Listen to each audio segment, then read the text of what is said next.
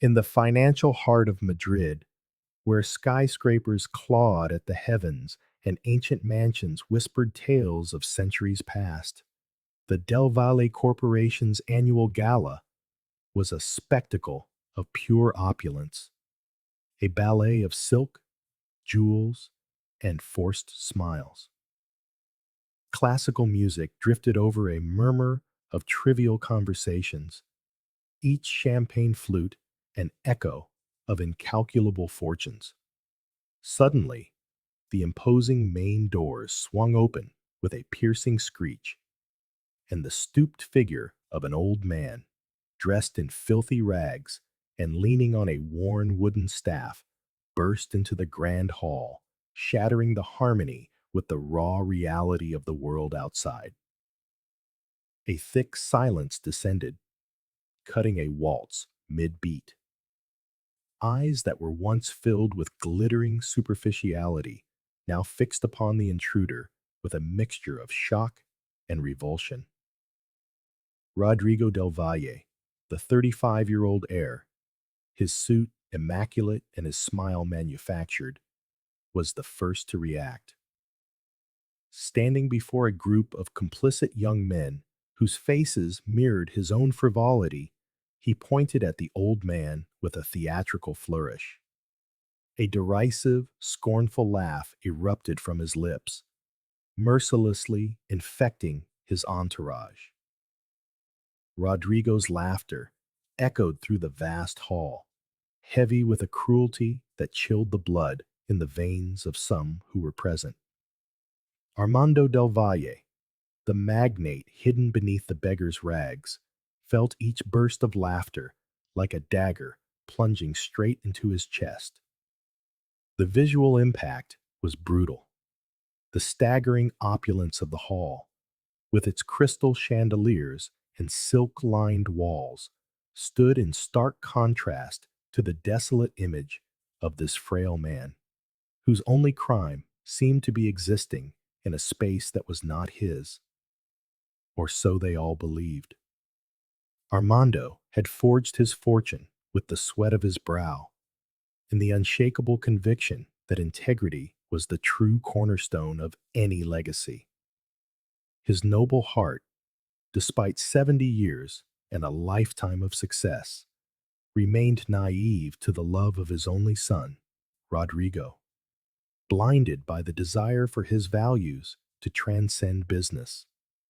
That night, the raw truth was laid bare before his eyes.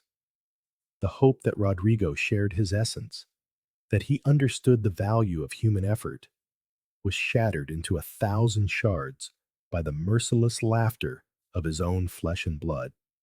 His attire, humble to the point of destitution, his back deliberately hunched to hide his natural posture, and the worn staff he used for support were all part of a meticulously orchestrated charade.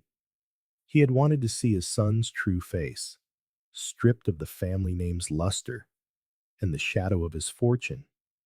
He had become the very image of misery and loneliness, his dignity at the mercy of another's cruelty. Every scornful glance, every whispered murmur, was the price of a truth that now revealed itself with painful clarity.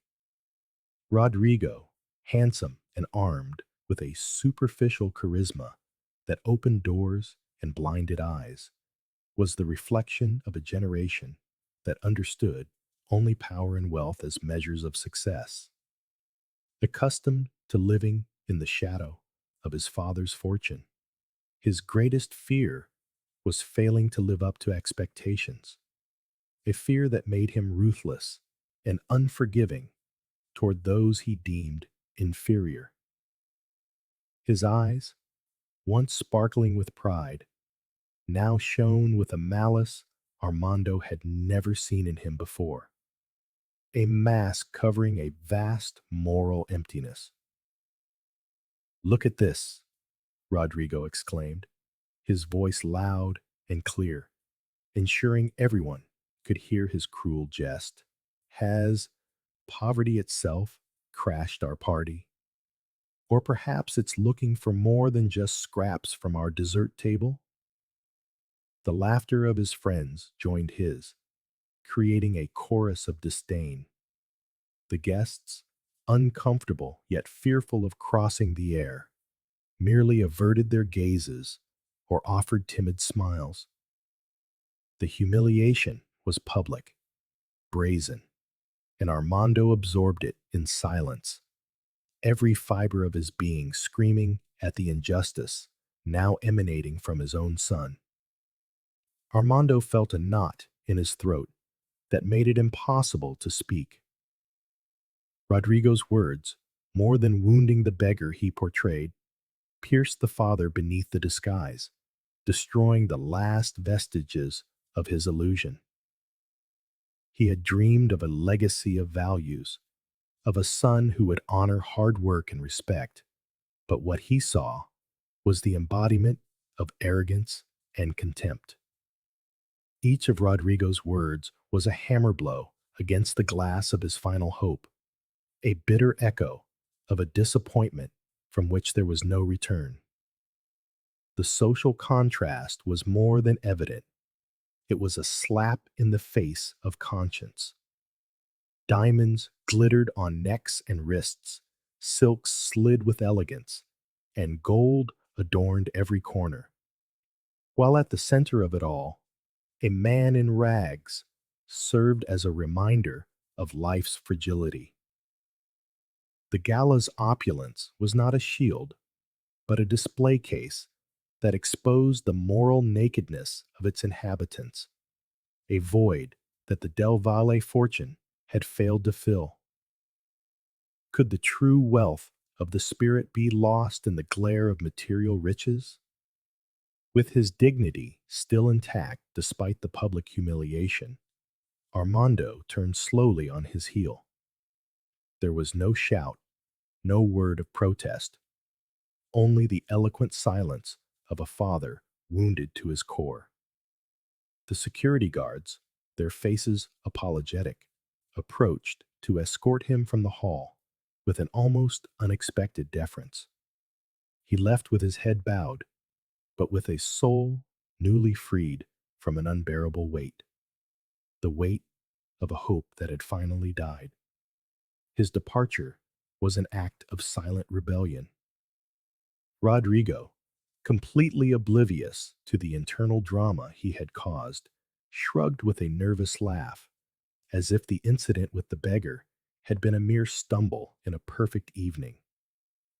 He picked up his champagne glass and resumed his conversation with his friends, his mind already on the next business deal and the night's frivolities. To him, the intruder had been just an anecdote, a joke that dissolved among the clinking glasses and empty laughter, leaving not a single trace of remorse or curiosity. Once outside, Armando vanished into the cold Madrid streets, the night thick and the breeze sharp. The physical cold was a welcome echo of the emotional agony consuming him. His life as a magnate, surrounded by luxury and comfort, seemed like a distant dream, a fantasy against the stark reality he now faced. Every step on the cobblestone sidewalks was a painful confirmation of the bitter truth. His son was a stranger, and the family legacy was in the hands of someone who deserved not an ounce of what he had been given. The connection with reality was brutal. The incident at the gala stripped Armando of his last illusion about Rodrigo, revealing his son's true selfish and superficial nature.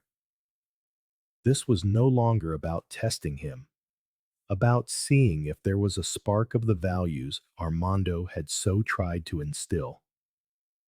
That hope had been crushed.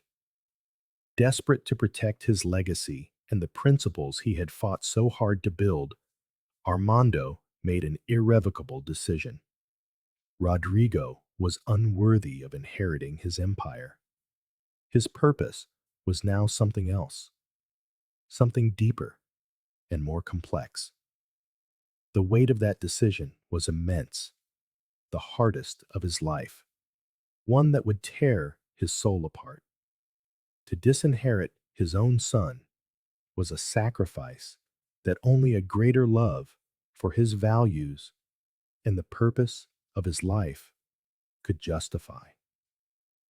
The image of his late wife, Clara, appeared in his mind, reminding him that true wealth resided in the spirit.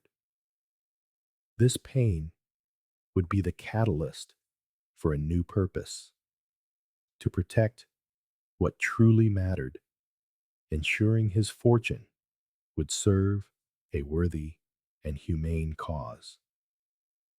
This empire is not a throne for your vanity, my son. It never will be, Armando thought, a silent fury burning in his gut. That sentence, a promise to himself and to the principles he had always defended, was seared into his mind. It was a declaration of war, not against Rodrigo the person, but against the blindness and greed he represented. His legacy, his life's work, would not be a toy for anyone's ego. The battle for the soul of the Del Valle Corporation had begun, and Armando would be its warrior. Beneath the tattered clothes and the pretense of fragility, the magnate's mind worked tirelessly. The pieces of a complex plan began to fall into place with strategic precision. He replayed every detail of the gala, every glance, every word, every absence. He knew the battle would be arduous, that Rodrigo would not surrender easily. But Armando was no longer just the disappointed father. He was the strategist, the architect of his own fortune, and now the protector of a legacy he refused to let fall into unworthy hands. What dark secrets would be unveiled in the corridors of his own company as he embarked on this painful journey? What hidden truths would come to light beyond the superficiality of galas and press headlines? Armando knew that truth had a price, and he was willing to pay it. But who else would pay the consequences of Rodrigo's boundless ambition? And who would be a true ally in this lonely and heartbreaking crusade? The first ray of sunlight appeared over the Madrid horizon, painting the glass buildings in shades of rose and gold. A new day. But for Armando, the dawn brought not the end of a nightmare, but the beginning of a war for the soul of his legacy. He was no longer a naive father, but a guardian of values, ready to fight for a fortune that transcended blood and appearances, determined to redefine the true meaning of inheritance. The cold Madrid dawn brought with it a ruthless clarity for Armando, a magnate who, until a few hours ago, had lived in the sweet blindness of paternal love. Now, his heart beat with the firmness of an ancient oak, but it carried the open wound of betrayal. The fortune he had built with so much sweat and sacrifice would not be a plaything for Rodrigo's frivolity. His mind, once consumed by grief, was transforming into a laboratory of strategies, each thought a chess piece in a game where legacy and dignity were the ultimate stakes. The skyscrapers that were once symbols of his success now seemed like monuments to the emptiness Rodrigo represented, and his gaze hardened with each memory of the humiliation. Armando understood that the battle would be silent, a war of wills where appearances would remain a weapon, but this time he would control the script. He summoned his faithful secretary, Doña Carmen, a trusted woman with decades of service, whose loyalty was a beacon in the darkness of his disappointment. Carmen, it is time to put our house in order. I want a complete audit of everything, all departments, with special attention to operations managed by Rodrigo, he said, his voice calm, but carrying the weight of an irrevocable decision. It marked the beginning of a conflict no one else at the Del Valle Corporation anticipated. In the days that followed, the atmosphere at the company grew tense. Rodrigo noticed the changes with a mixture of annoyance and contempt. Denied access to certain financial reports, a meeting canceled without explanation, and the sudden presence of external auditors in key departments. My father is losing his mind, Carmen, he remarked with a forced smile, convinced it was all a senile whim. These are the whims of an old man who doesn't know how to let go of the reins. He needs a rest, far away from the company.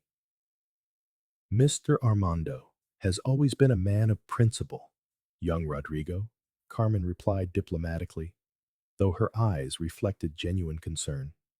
His decisions, however unusual they may seem, always have a reason. Rodrigo, ignoring the implicit warning, grew irritated. To him, these were unnecessary obstacles interfering with his expansion plans. His luxuries, his vision of an empire that, in his mind, already belonged to him by birthright. He could not conceive that the man who had given him everything would now question his ability or his morals, let alone obstruct his boundless ambitions. The first real alarm bell for Rodrigo was the unexpected call from his chief counsel. Mr. Del Valle, your father has requested a review of all delegated powers and has initiated proceedings to modify the board of directors. There is also unusual movement of funds into accounts with restricted access, the lawyer informed him cautiously. The attorney's voice was an omen, a dissonant note in the symphony of his power. Rodrigo hung up the phone, his face red with rage. This is madness. My father is senile. How dare he question my ability or my authority in the company that I will soon lead? The corporation's head of security, a woman with a stony expression and loyalty to the highest bidder, received clear instructions from Rodrigo. I want strict surveillance on my father's movements, his correspondence, his calls, everything. Ensure he has no contact with anyone without my knowledge, he ordered, with calculated coldness, convinced that Armando was being manipulated. For Rodrigo, there was no other explanation. His father, the great Armando del Valle, could not possibly be making decisions that undermined his own son and the promising future he envisioned for the company. A future that only he, of course, could guarantee. The days turned into a nightmare for Armando. Trapped in his own mansion, like a prisoner in a gilded cage, his phones were tapped, his visits monitored, and he felt the constant sensation of being watched. But each restriction, far from breaking him, fanned the flames of his determination. He remembered his wife's words. True freedom lies in the purity of your intentions, Armando. Those words echoed in his soul, strengthening his spirit. He knew Rodrigo would try to neutralize him, to have him declared incompetent. But he had an ace up his sleeve, a truth that not even his son's most cunning lawyers could refute. The tabloid press, skillfully manipulated by the invisible strings of Rodrigo, and a rival of the Del Valle family, began its smear campaign.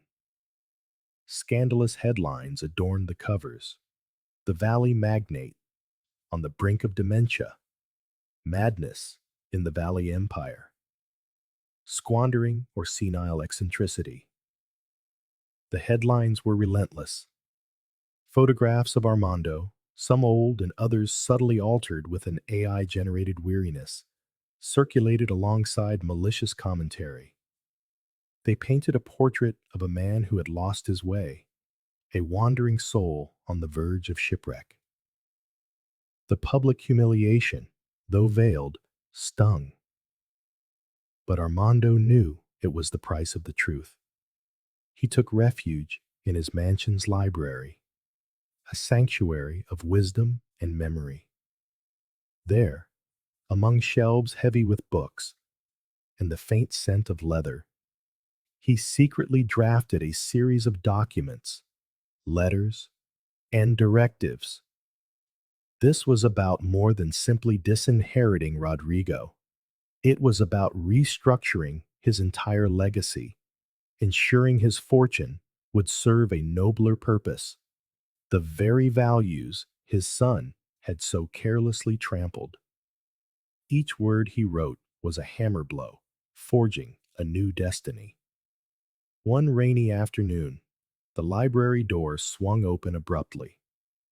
Rodrigo, in his impeccable suit and a smile that never reached his cold eyes, entered, flanked by two lawyers clutching bulging briefcases. "Father, we need to have a serious talk. The doctors are concerned about your state. They've recommended you sign these documents. It's for your own good, so you can rest," he said, his tone condescending as he extended papers that would, in essence, declare him legally incapacitated, an attempt to steal his voice and his reason in the privacy of his own home. Armando met his gaze with a calm that disarmed his son. "Rodrigo, you believe I'm a senile old man, don't you? You think my decisions are mere whims? But lucidity, it is not measured by the youth of the body, but by the wisdom of the spirit. I know exactly what I'm doing and what these papers mean." His voice, though soft, was an echo of his unbreakable will, a direct challenge to the moral authority Rodrigo sought to usurp. The lawyers exchanged uneasy glances, sensing the old magnate's fortitude. "Father, please, you're delusional. The company is at risk. Your visions are scaring away investors." Rodrigo's voice was laced with impatience and a tinge of genuine exasperation, for he truly believed his father had lost his mind. "Do you really think you can continue to lead? You're not the man you used to be, father. You need help." He tried to guide Armando's hand toward the documents, but the magnate pulled away with a firm gesture, his eyes locked on his son's, a gaze that seemed to see straight through his arrogance and ambition. "I will sign nothing, Rodrigo. And no, I am not delusional. I am awakening to a reality that has hurt me more than any material loss." Armando's clarity was like ice in Rodrigo's veins. "You, my son, are the risk to this company, to the legacy I worked so hard to build." The emotional slap resonated in the library's silence. For the first time, Rodrigo felt a pang of doubt, a flicker of fear, but he quickly dismissed it as a symptom of his father's persistent madness, refusing to accept the truth before him. The uncomfortable lawyers tried to intervene, but Rodrigo waved them off. "Leave us. This is a family matter." Once they were alone, Rodrigo moved closer, his voice a menacing whisper. "Father, this can be very ugly. Don't force me to take more drastic measures. I don't want to hurt you, but I will protect my future and the future of this company, whatever the cost. And if that means you must be forcibly retired, so be it." Armando only smiled, a sad smile filled with an ancient wisdom. "The damage is already done, son. And the truth, Rodrigo, is like water. It always finds a crack to seep through. You cannot drown it forever." The conversation ended without Armando yielding, leaving Rodrigo furious and frustrated, convinced his father had become an obstacle, a relic of the past that needed to be urgently removed. His obsession with control was now laid bare, and his heart, if he ever had one, seemed to have hardened to stone. The next day, with renewed determination, Armando made a secret phone call. I need your help, Mateo. It's vital. I trust you more than anyone right now. This is about protecting what we've built, not just for me, but for the future of many. Mateo, a loyal, former employee, unjustly fired by Rodrigo months earlier, accepted without hesitation. He had witnessed Rodrigo's dirty dealings and possessed proof of his attempts to steal company secrets. An invaluable testimony Armando knew just how to use. While Mateo began his work in the shadows, gathering more evidence and verifying every detail of Rodrigo's movements, Armando dedicated himself to a more personal task, recording the video that would detonate the truth. Facing a hidden camera in his study, under a soft light that accented the solemnity of his words, he narrated everything that had happened in a slow, serene voice. He recounted the Gala experiment, the humiliation, the disappointment. Each word was a lash against his son's vanity. Each pause, a breath of contained pain, yet also of unyielding justice.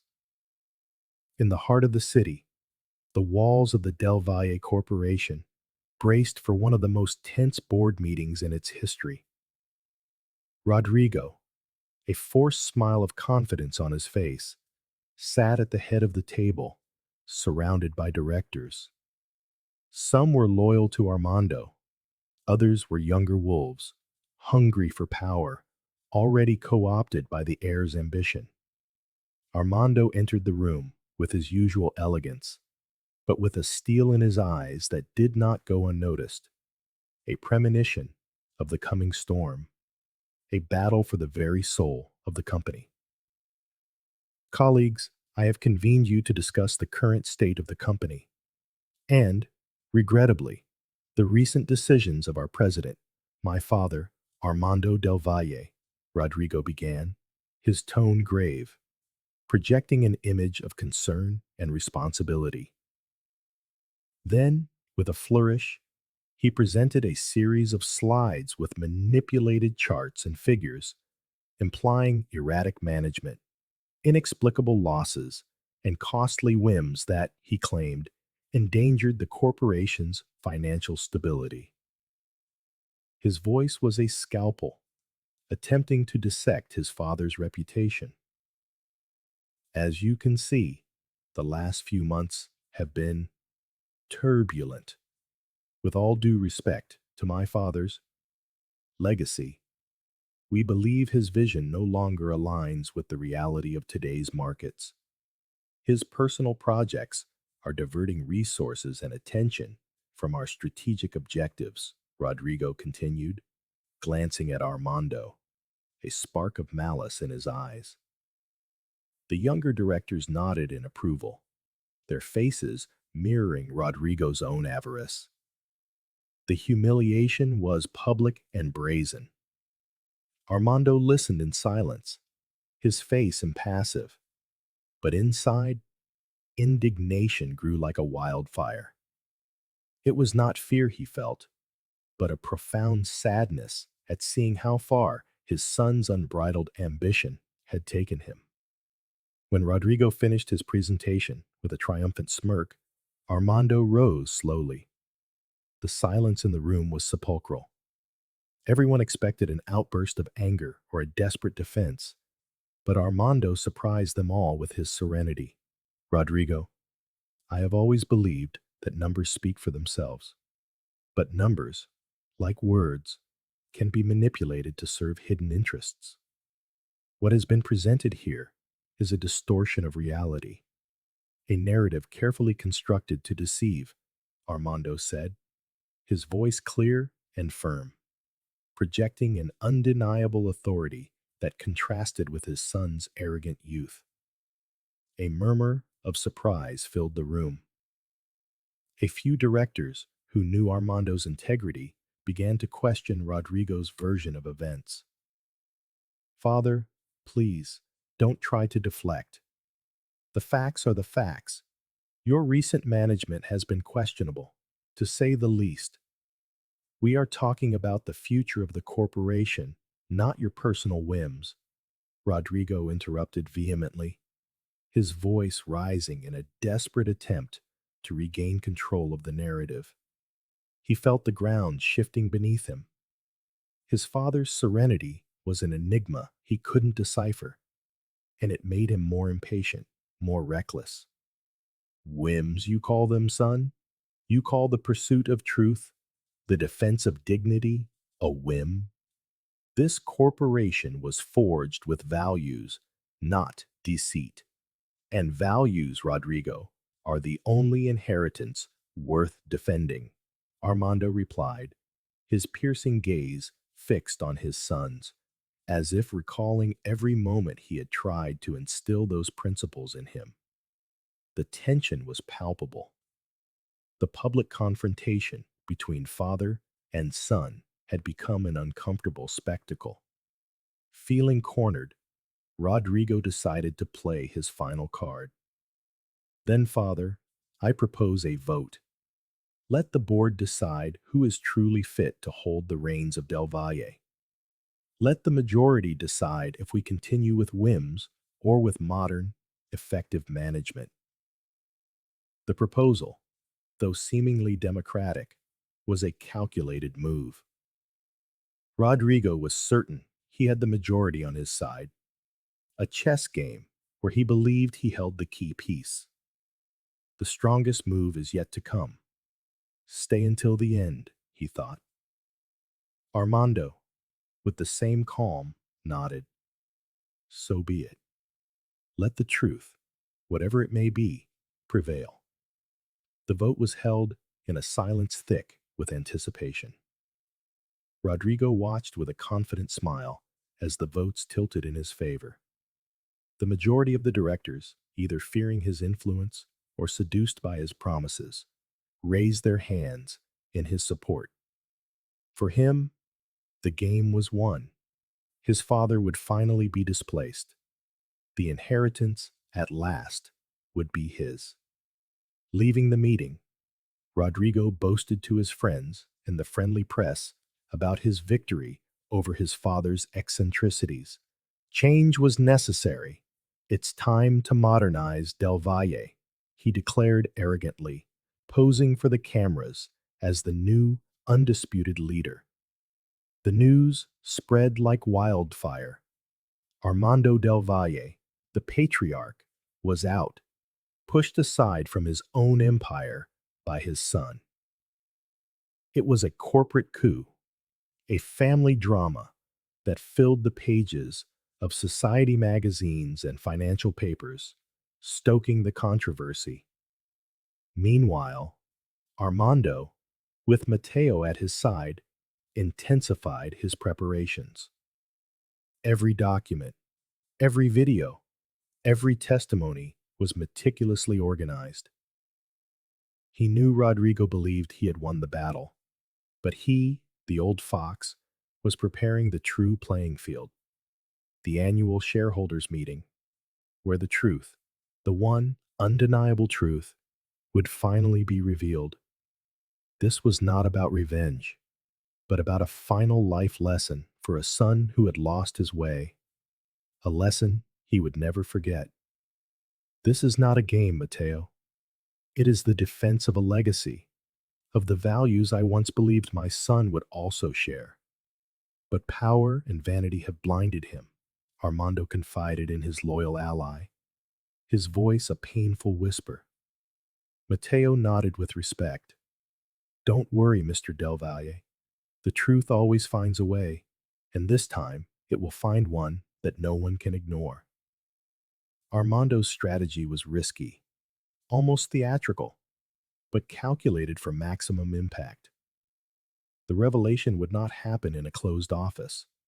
but before the widest possible audience, before all those who had witnessed the gala, the humiliations, the manipulation.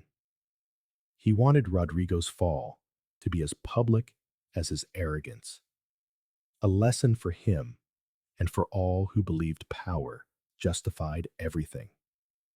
The following weeks were a whirlwind of rumors and speculation. The press, fed by Rodrigo's leaks, continued its smear campaign, painting Armando as a resentful, unhinged old man.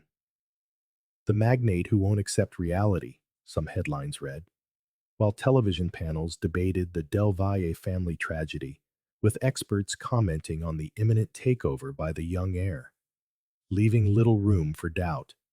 But Armando remained steadfast, his resolve unbreakable. Let them talk, he thought, watching the city's bustle from his study window. Let them speculate. The truth doesn't need to shout. It only needs a chance to be heard. And that chance will come. He had prepared every detail, every piece of evidence, every word of his confession, like a conductor tuning each instrument for the final symphony. He knew many would doubt, but the evidence would be so overwhelming that there would be no room for denial. Rodrigo, meanwhile, lived in a state of restrained euphoria, certain of his victory. He had isolated his father, controlled the media narrative, and won the board's support. He saw himself as the new king, the architect of a new era for Del Valle under his own brand. He could already picture the headlines that would proclaim him the brilliant young visionary who had rescued the corporation from its founder's senility. His confidence was blind, his arrogance his own poison, and the climax was just around the corner. The annual shareholders' meeting will be my coronation, Father. You will be a mere spectator to my triumph, Rodrigo had told him in their last brief phone call, his voice dripping with a cruelty he no longer tried to hide. Armando, on the other end of the line, had simply replied with an enigmatic, "The curtain is about to rise, son." His words hung in the air like an inescapable prophecy, a veiled challenge his son, in his hubris, failed to interpret. And the play, Rodrigo, will not be the one you expect. With each passing day, the tension mounted, an invisible thread binding the fates of father and son, a knot that would soon be undone in the most dramatic way imaginable. The halls of the Del Valle Corporation whispered with names, gossip, and theories, but no one, absolutely no one, could anticipate the magnitude of the revelation that was about to shake the very foundations of the empire and the lives of all its key players. The hidden truth, sown with so much pain and sacrifice, was about to germinate, and its bloom would be as beautiful as it was devastating for those who refused to see it. Armando had discreetly contacted a completely trustworthy notary, entrusting him with the custody of a sealed envelope. This envelope contains precise instructions that must only be opened if something happens to me before the assembly, he instructed, with a gravity that the notary, a man of law accustomed to the coldness of contracts, perceived with a sense of unease. Inside the envelope, alongside directives for the foundation and the disinheritance, was a copy of his will and a personal letter to the shareholders explaining the experiment from the gala. The magnate knew the battle was not just against Rodrigo. It was against the image of a perfect family, so carefully constructed over decades. The revelation would not only affect his son, but would send shockwaves through the entire corporation. It was a price he was willing to pay to safeguard the true essence of his legacy. This is not about destruction, he thought, but about rebuilding on firm, honest foundations. He mentally reviewed each step of his master plan, his heart heavy, but his mind as clear as crystal. The head of security, a woman named Isabel, began to notice irregularities in Rodrigo's orders. She had intercepted strange communications, questionable fund movements, and Rodrigo's insistence on manipulating certain internal systems that seemed far too complex to be a simple whim of his father's. Though her loyalty was volatile, her professional instinct drove her to investigate. She soon uncovered capital diversions and dubious business practices orchestrated by Rodrigo, secrets she now held with cunning reserve. Isabel, a pragmatic woman, began to weigh her options. Rodrigo was impetuous and capricious, while Armando, though elderly, demonstrated an unbreakable mental acuity. The evidence she was gathering on Rodrigo's embezzlement was a double-edged sword, a time bomb she could use to her advantage. She decided to maintain a low profile, observing and collecting, waiting for the opportune moment to align herself with the side that offered the greatest stability and benefit, a calculated loyalty that stood in stark contrast to Mateo's unwavering devotion. As the day of the annual assembly approached, the atmosphere in Madrid was electric. The media prepared to cover what was being billed as a milestone in the country's corporate history. An open confrontation between father and son was expected, a drama of biblical proportions, where the future of one of Spain's most important corporations was at stake. But no one imagined that the real drama would be far more intimate and devastating, a gale of truth that would sweep away every lie. Armando, in the quiet of his mansion, prepared himself with a mixture of serenity and pain. He was aware that he was about to detonate his own family, to strip his son of a future he believed was his by right. But his conscience was clear. A father's love must sometimes be cruel to teach the truth, he told himself, his voice a whisper in the vastness of the night. And you, Rodrigo, you need this truth more than anything else. It was a promise of justice that was about to be fulfilled, no matter the cost. Mateo became Armando's silent shadow, his only confidant and ally. Together, they reviewed every detail, every possible setback. Mateo had even managed to recover some of the original documents Rodrigo had tried to destroy, irrefutable proof of his embezzlement and his attempt to steal trade secrets.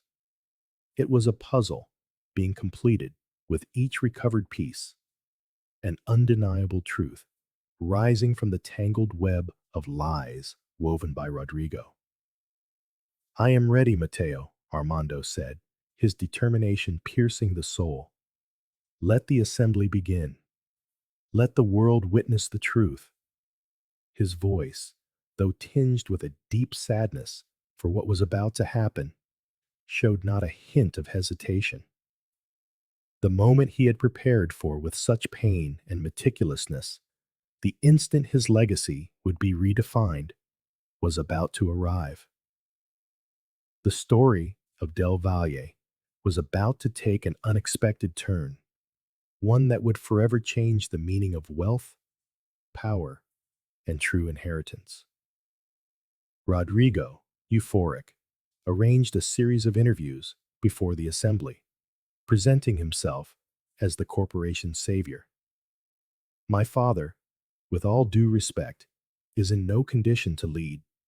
This is a matter of modernization, of vision, he repeated to journalists with an arrogant smile, convinced his narrative had deeply resonated with the public. His arrogance was both his shield and his sword, never realizing that with every word, every gesture, he was moving closer to the abyss of truth his father was silently about to open.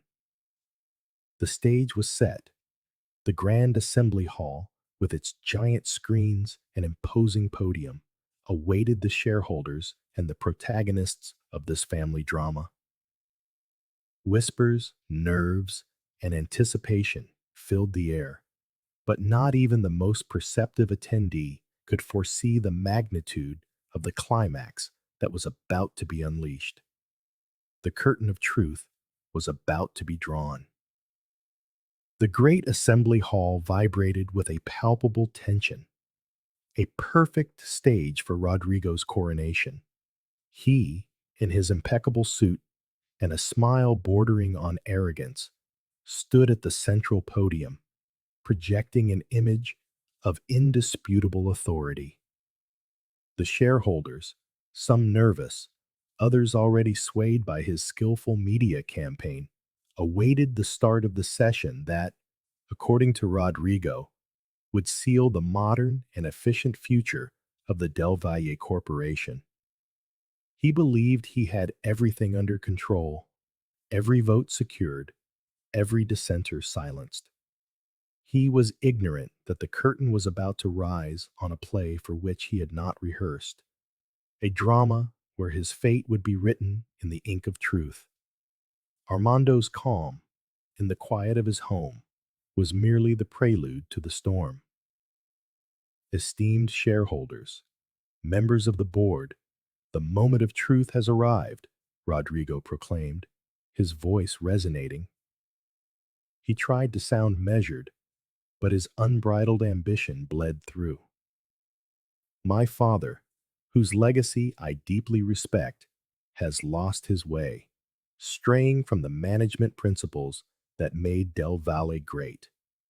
We need firm leadership, a renewed vision to adapt to the challenges of the 21st century. I am ready for that challenge. He once again presented the manipulated charts, the supposed reports of losses, and the fabricated evidence of Armando's incompetence, weaving a web of lies that seemed impenetrable. His speech was a masterpiece of manipulation, each word calibrated to erode confidence in his father. Murmurs of approval spread through the hall. Many shareholders, influenced by the press and Rodrigo's promises of a prosperous future, seemed convinced.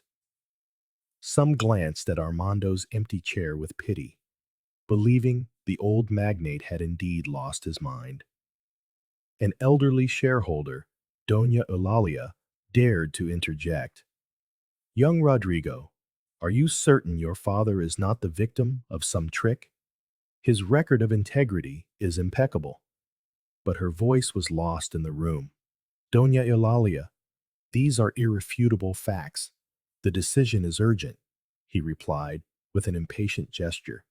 Therefore, I propose a formal vote for the removal of Armando del Valle as president and my appointment as his successor to ensure the stability and future of our corporation, Rodrigo announced, a triumphant smile barely concealed.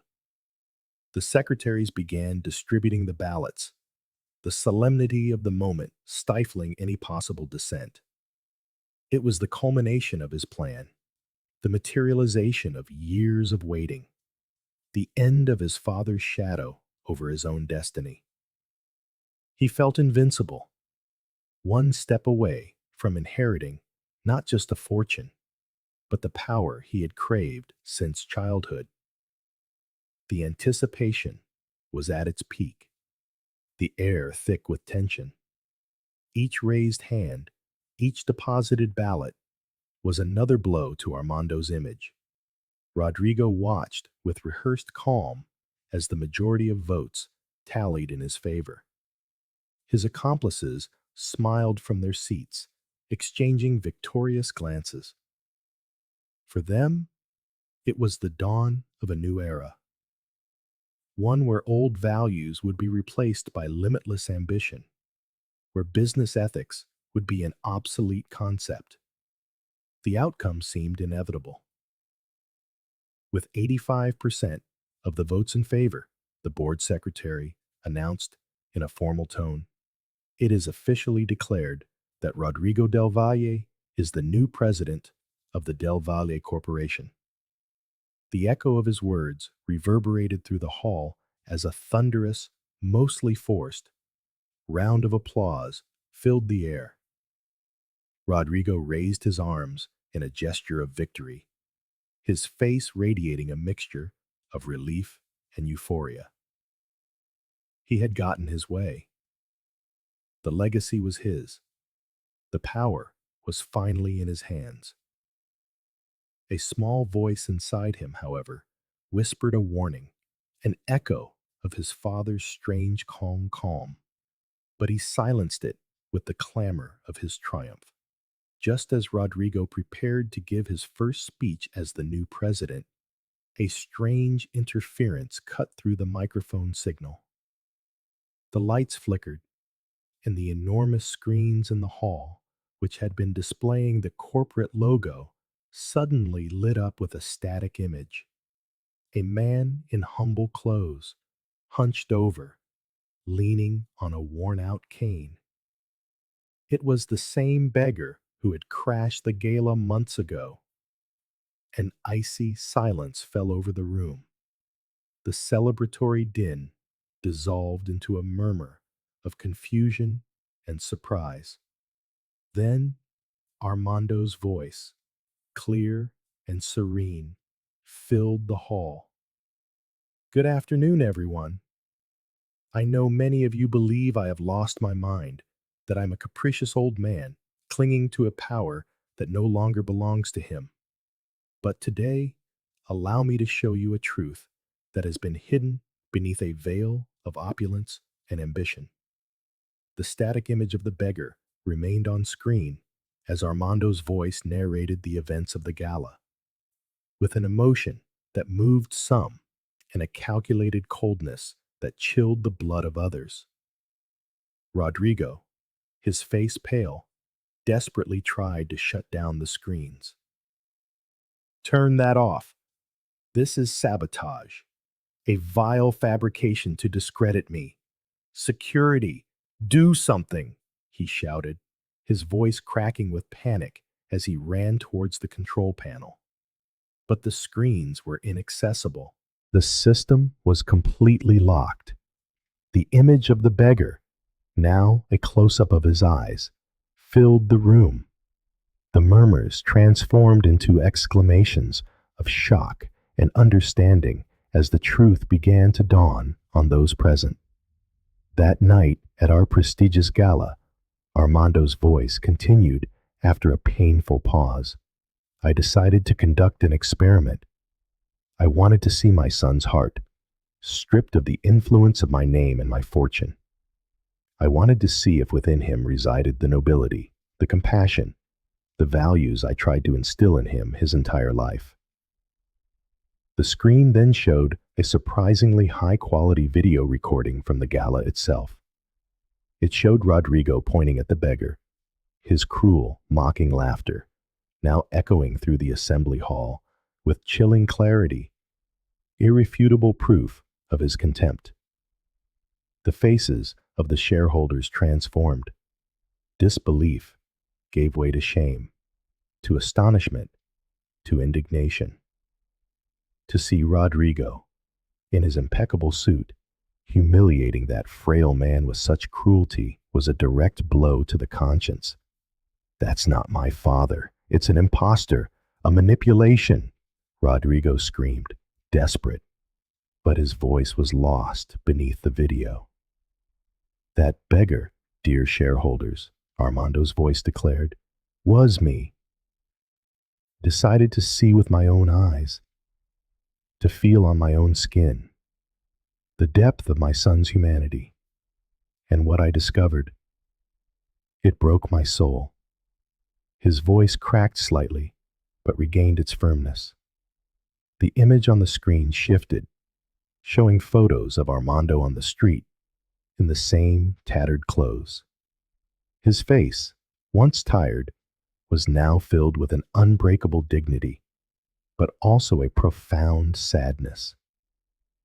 The revelation of his identity was a shock, a masterstroke that no one had anticipated. The room erupted. "It's not true. It's a trick. My father is sick. He's delusional." Rodrigo stammered, his face ashen, drenched in a cold sweat. He tried to deny the undeniable, but the images, the voice, the evidence, it was all too compelling. A wave of outrage swept the room. The shareholders who had voted for Rodrigo now felt the weight of their mistake, the shame of having been part of the farce. Doña Eulalia stood up, her eyes flashing. "What a disgrace! What infamy! How could we have been so blind?" she exclaimed, her voice this time resonating with the force of truth. At that moment, a side door to the hall opened. Mateo, the employee Rodrigo had fired, walked in with a firm stride, carrying a thick folder. "I can confirm the truth of Mr. Armando's words," Mateo announced, his voice clear and strong. "And there is more." He approached the lectern, ignoring Rodrigo's withering glare. His presence was the final, devastating blow, the secret witness Armando had held in reserve. He was the last link in the chain of truth. Rodrigo staggered, his face a mask of a cornered man's desperation. Rodrigo del Valle not only humiliated his father, Mateo began, he tried to destroy this corporation from within. "I have irrefutable proof of how he stole trade secrets behind Mr. Armando's back, selling confidential information to competitors and diverting funds to offshore accounts. He fired me when I discovered his schemes, but I could not remain silent," Mateo declared, opening the folder. Documents, emails, and bank statements flashed across the screens behind him. Now, under Mateo's control, the room fell into a stunned silence. The scale of the betrayal was unfathomable, the evidence undeniable. Mateo's proof was a death sentence. The color drained from Rodrigo's face, his arrogance shattering completely, revealing a small, pathetic man. Live television cameras captured his expression of raw terror and humiliation. "Lies!" he screamed in desperation. "It's all slander! My father set me up!" He pointed wildly at the screens, then at Mateo, clinging to a denial that no one believed. The court of public opinion was relentless. The truth was a sword, piercing him without mercy. Meanwhile, Armando's voice from the video concluded with unwavering solemnity. "A legacy is not built with gold, but with honor, and my legacy, Rodrigo, will not be destroyed by your greed." On the screen, the image of Armando the beggar was replaced by the man himself. Elegant, with a steady gaze, a transformation that symbolized the reclamation of his authority and his morals. It was his triumphant return, not as a magnate, but as a guardian of the truth. At that moment, the head of security, Isabel, who had been watching everything with a shrewd eye, stepped forward. Her voice was firm, almost repentant. "Gentlemen, I too must confess. Rodrigo ordered me to intercept his father's communications, to monitor his movements, and even to force his legal incapacitation. I have audio and recordings that confirm it. At the time, I was following orders, but I can no longer be silent." She produced a USB drive, plugging it into an auxiliary port. Her unexpected testimony sealed Rodrigo's fate, adding yet another layer of treachery to the overwhelming evidence. The audio recordings filled the hall, showing that truth always finds a way. Rodrigo's voice, once so confident and authoritative, now sounded cold and calculating as he gave orders to spy on his own father and manipulate documents. Every word was a dagger. Cornered, Rodrigo collapsed into a chair, his head in his hands. "Father, please, don't do this to me," he stammered, his voice a pathetic whimper. "I'm your son, mercy." But on the screen, Armando merely held his steady gaze. The pain was still in his eyes, but so was an unbreakable resolve. Mercy could not be an excuse for impunity. Justice was necessary. The shareholders who had supported Armando rose to their feet, indignant. "This is intolerable. Rodrigo del Valle must be expelled immediately," one of them shouted. "He has mocked our trust and the values of this company. We demand a new vote," exclaimed another, echoing the sentiment of the entire room. The hall was a cauldron of emotion, rage mixed with regret, shame with the need for justice. The corporation's reputation hung by a thread. The secretary of the board, visibly moved, proposed a new vote to revoke Rodrigo's position and immediately reinstate Armando del Valle. The decision was unanimous, almost instantaneous. Hands shot up with a firmness that contrasted sharply with the hesitation of moments before. Seeing the result, Rodrigo rose with difficulty, his eyes vacant, his world shattered. There was no applause, only the silence of absolute defeat, a silence that weighed more than 1,000 words, a humiliation that would mark him forever. The security guards, under new orders from Isabel and the board, approached him. "Mr. Del Valle, you must leave the room. Your access to the corporation is revoked, effective immediately," they informed him with professional coldness. Rodrigo was escorted toward the exit, his once imposing figure now reduced to an arrogant wreck. He passed the shareholders, who either looked away or met his gaze with contempt. His fall was as public and spectacular as his rise had been shallow and deceitful. Just then, the main doors to the hall opened again, and Armando del Valle walked in person. His bearing was as it had always been, elegant, serene, but with a profound sadness in his eyes. The shareholders stood, not with applause, but with a silent, moved respect. Some approached him with tears in their eyes, asking for his forgiveness. Armando nodded, his gaze fixed on the spot where Rodrigo had stood, a flicker of pain for his lost son, but also an unshakable determination to heal the wounds and rebuild. "Today," Armando began, his voice barely a whisper, yet it resonated like thunder. "We have witnessed a painful but necessary truth. The heart of this corporation must once again beat with the honesty and dignity upon which it was founded. We cannot allow ambition to blind us. My son has chosen a different path, and I must protect the legacy I built with my own hands and with my soul." His return was the promise of a new era of transparency and values.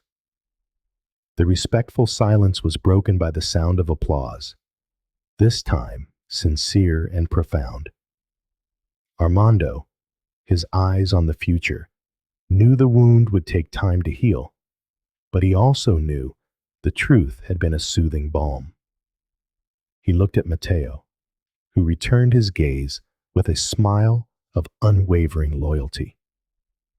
"Mateo," Armando said firmly, "I need you by my side. It is time to rebuild. Justice, though painful, had been served. The assembly concluded with a standing ovation, an acknowledgement of Armando's courage and the bitter lesson learned. Far from the hall, Rodrigo wandered the streets of Madrid, his world in pieces, his future a ruin. The night that had begun with his triumph ended with his fall from grace, a self-imposed exile from the life of luxury he had always taken for granted. For Armando, however, a new chapter was opening, a renewed purpose, a chance to build a legacy that transcended his own bloodline. Rodrigo's exit from the assembly hall was a pitiful spectacle, a procession of shame under the gaze of all. Each step echoed with his defeat, his figure hunched, his face a reflection of the empire crumbling around him. The camera flashes that once glorified him now captured his humiliation, a cruel testament to his disgrace. His friends, the young accomplices in his frivolities, scattered like rats from a sinking ship, leaving the once proud heir utterly alone.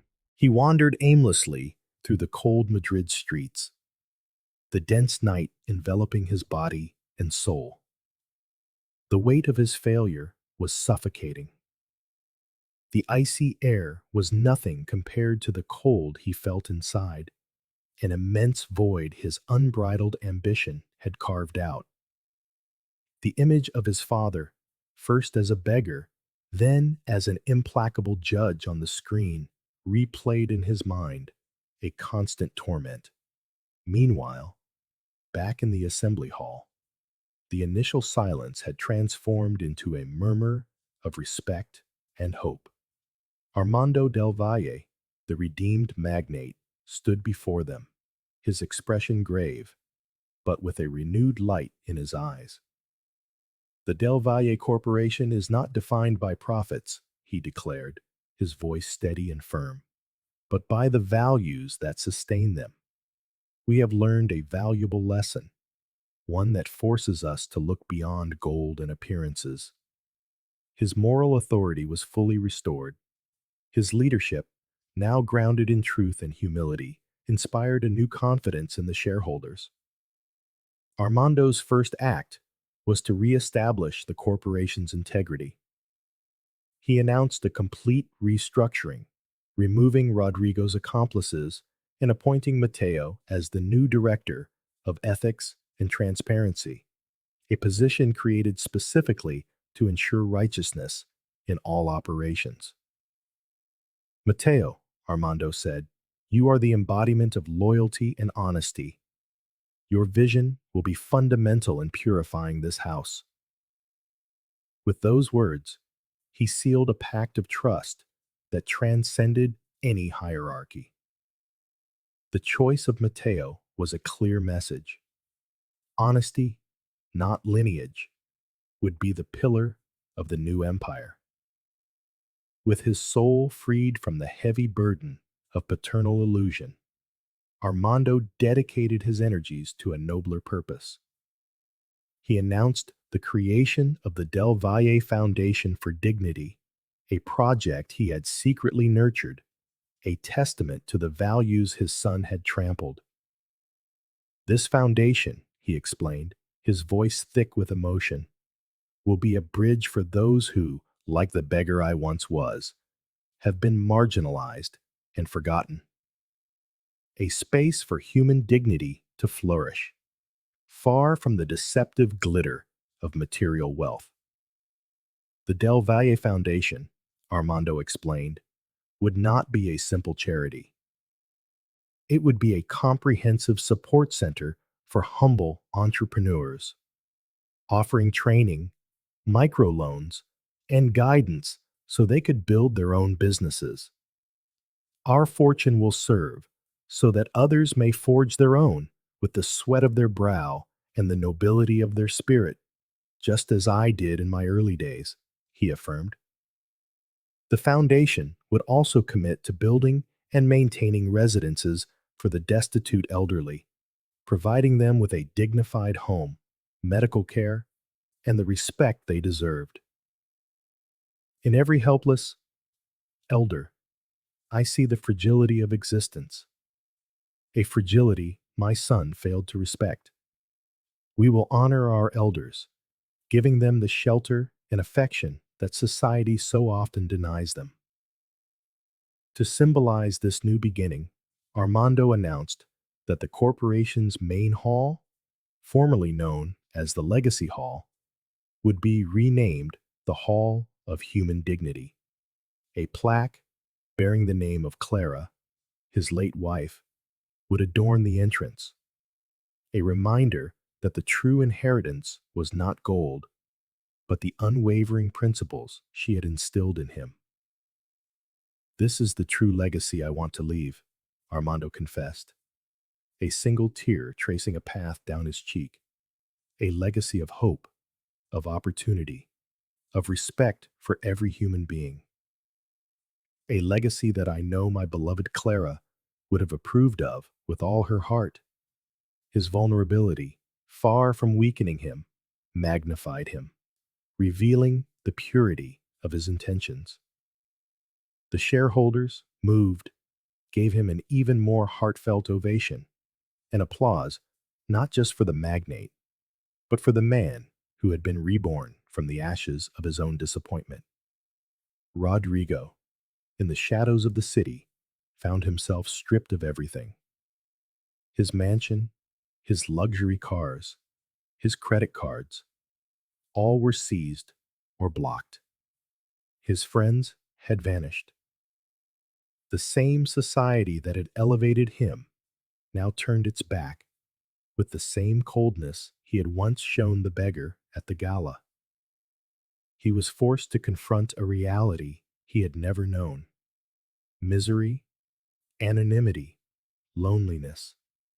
His fall was as spectacular as his arrogance had been boundless. In the months that followed, the Del Valle Corporation underwent a radical transformation. The corporate culture shifted, prioritizing ethics and social responsibility. Employees, once fearful of Rodrigo's tyranny, now worked with a renewed passion, inspired by Armando's vision. The company's reputation not only recovered, but soared to new heights, proving that integrity and compassion were drivers of sustainable, meaningful success. Meanwhile, Rodrigo, forced to survive on the margins of the society he had so despised, began to experience firsthand the abandonment and indifference he had once inflicted. He took low-paying jobs, slept in shelters, and felt the chill of loneliness seep into his bones. Every day was a bitter lesson, a brutal reflection of the person he had become. The opulence of his past was now a distant, almost unreal memory against the raw and painful reality of his present. 5 years later, the Del Valle Foundation for Dignity had become a beacon of hope. The initial silence in the assembly hall gave way to a murmur of respect and hope. Armando del Valle, the redeemed magnate, stood before them all. His expression was solemn, yet a renewed light shone in his eyes. The El Valle Corporation, he declared, his voice calm but firm, his moral authority fully restored, will no longer be defined by profits, but by the values that sustain them. We have learned a valuable lesson, one that forces us to look beyond gold and appearances. His leadership, now anchored in truth and humility, inspired a new confidence in the shareholders. Armando's first act was to restore the corporation's integrity. He announced a complete restructuring, removing Rodrigo's accomplices and appointing Mateo as the new director of ethics and transparency, a position created specifically to ensure righteousness in all operations. Mateo, Armando said, sealing a pact of trust that transcended any hierarchy. You are the embodiment of loyalty and honesty. Your vision will be fundamental in cleansing this house. The choice was a clear message. Honesty, not lineage, would be the pillar of the new empire. With his soul freed from the heavy burden of paternal illusion, Armando dedicated his energy to a nobler purpose. He announced the creation of the El Valle Foundation for Dignity, a project he had been nurturing in secret, a testament to the values his son had trampled. This foundation, he explained with emotion, his voice moving everyone present, will be a bridge for those who, like the beggar I once was, have been marginalized and forgotten. It will be a space for human dignity to flourish, far from the deceptive glitter of material wealth. It would not be a simple charity. It would be a center for humble entrepreneurs, offering training, microcredits, and mentorship so they could build their own businesses. Our fortune will serve so that others can forge their own, he affirmed, his gaze lost in the memory of his own humble beginnings, with the sweat of their brow and the nobility of their spirit, just as I once did. The foundation also pledged to build and maintain residences for the destitute elderly, providing them with dignified homes, medical care, and the respect they deserved. In every helpless elder, Armando articulated, his voice thick with empathy, I see the fragility of existence, a fragility my son failed to respect. We will honor our elders, giving them the shelter and affection that society so often denies them. To symbolize this new beginning, Armando announced that the corporation's main hall, once known as the Hall of Legacy, would be renamed the Hall of Human Dignity.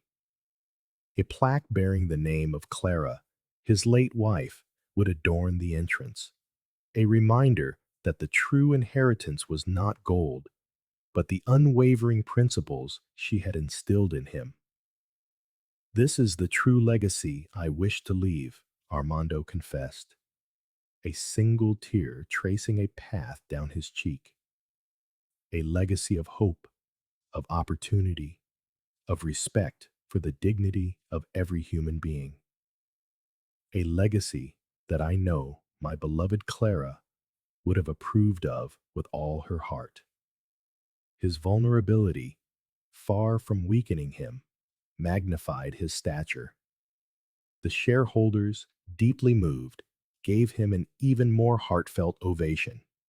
Applause not just for the magnate, but for the man who had been reborn from the ashes of his own disappointment. Meanwhile, in the shadows of the city, Rodrigo found himself stripped of everything. His mansion, his luxury cars, his credit cards, all were seized or blocked. His friends vanished. The press that had once celebrated him now vilified him. The very society that had placed him on a pedestal now turned its back with the same coldness he had shown the beggar at the gala. His fall was as spectacular as his arrogance had been boundless. He was forced to confront a reality he had never known: misery, anonymity, and a crushing loneliness. In the months that followed, the El Valle Corporation underwent a radical transformation. The culture shifted, prioritizing ethics and social responsibility. Employees, once fearful of Rodrigo's tyranny, now worked with a renewed passion, inspired by Armando's vision. The company's reputation not only recovered, but soared to new heights, proving that integrity and compassion were not just virtues, but drivers of sustainable and meaningful success. Rodrigo, forced to survive on the margins of a society he had so long despised, began to experience firsthand the abandonment and cruelty he had once inflicted. He took low-paying jobs, slept in shelters, and felt the chill of loneliness seep into his very bones. Each day was a bitter lesson, a brutal mirror reflecting the person he had become. The opulence of his past was now a distant, almost unreal memory against the harsh, painful reality of his present. 5 years later, the El Valle Foundation for Dignity had become a beacon of hope. More than 200 small businesses had flourished with its support, from neighborhood bakeries to artisan workshops, all driven by the entrepreneurial spirit of people who would have otherwise never had a chance. Children from humble families received scholarships, ensuring that talent was never lost for a lack of resources. It was a cycle of prosperity, blossoming from generosity. 10 residences for the elderly stood majestically in various cities, brimming with life and dignity. Elders who had once lived on the streets or in squalor now enjoyed warm homes, nutritious meals, medical care, and most importantly, the companionship and respect they so deeply craved. Their eyes, once filled with sorrow, now shone with infinite joy and gratitude, a moving testament to the foundation's transformative power. Armando del Valle, though frailer with the passing years, regularly visited the residences and projects. His hair had grown whiter, his steps slower, but his eyes still shined with the same nobility and determination. He was the kind grandfather, the inspiring mentor, the guardian of a legacy that transcended gold and skyscrapers. Every smile he received, every success story he heard, this was his true fortune, the echo of a life lived with purpose. One day, while visiting a residence, Armando saw an older man sitting on a garden bench, his hair gray, his gaze weary. The man looked up, and their eyes met. For an instant, the world stood still. It was Rodrigo, worn, humbled, with the look of a man who has known true misery. No words were spoken. There was only a look, heavy with repentance from one side and of infinite sadness mixed with a glimmer of hope from the other. Life had been the cruelest of teachers, but also the most effective. Rodrigo did not ask for forgiveness with words, but his eyes implored it. Armando, with a lump in his throat, gave a slight nod, a gesture of silent, conditional forgiveness. He knew his son's redemption could not be forced. It had to be born from a genuine change within his heart. He offered him no money, no luxuries, only a plate of food at the residence, a place to rest, a roof over his head. The real help was not an inheritance, but the opportunity to begin again. From a place of humility he had never valued. Armando del Valle's legacy was not etched in the marble of a mausoleum, nor in the digits of a bank account, but in the grateful faces of thousands of people. His story became a legend, a reminder that true wealth is not measured in gold, but in the nobility of the heart, in the capacity to love, to forgive, and to build a better world. His life, with its pain and its triumphs, was the most valuable testimony, the true foundation of an empire that was, in the end, built on human dignity. The final image, an elderly woman smiling as she knits on the porch of a foundation residence, while the setting sun bathes the garden in a golden light. Beside her, a young entrepreneur reviews the plans for his new business, his eyes full of hope. At the entrance, the plaque, the El Valle Foundation for Dignity, shines softly, a symbol that life's true value lies in the essence of being, far beyond fleeting riches and appearances. The cycle of life, from humility to legacy, closes with a message of hope, an immutable truth forged in the crucible of adversity.